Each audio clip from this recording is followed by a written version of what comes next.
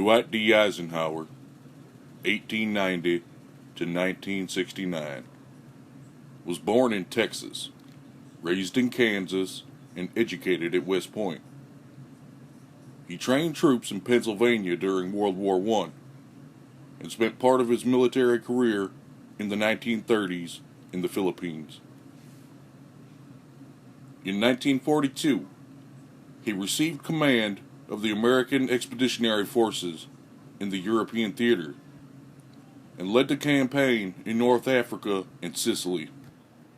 In 1944, he was in charge of Operation Overlord, the invasion of Normandy, the largest amphibious invasion in history, when 129,000 Allied troops landed in a surprise attack on Normandy and embarked on the final liberation of Europe.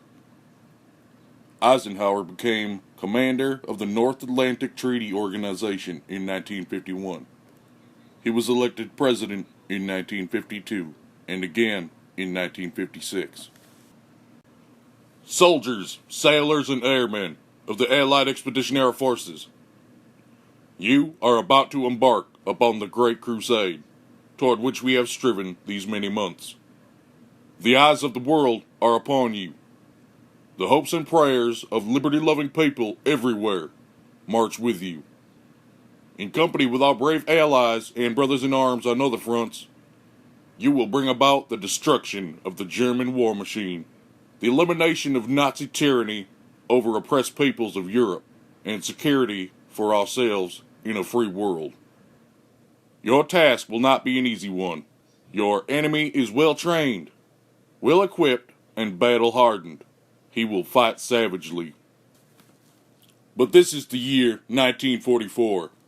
Much has happened since the Nazi triumphs in 1940 and 1941.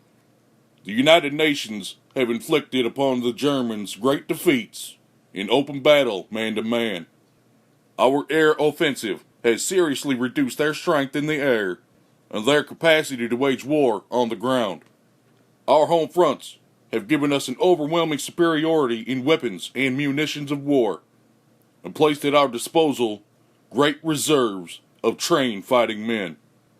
The tide has turned. The free men of the world are marching together to victory. I have full confidence in your courage, devotion to duty, and skill in battle. We will accept nothing less than full victory. Good luck, and let us all beseech the blessing of Almighty God upon this great and noble undertaking.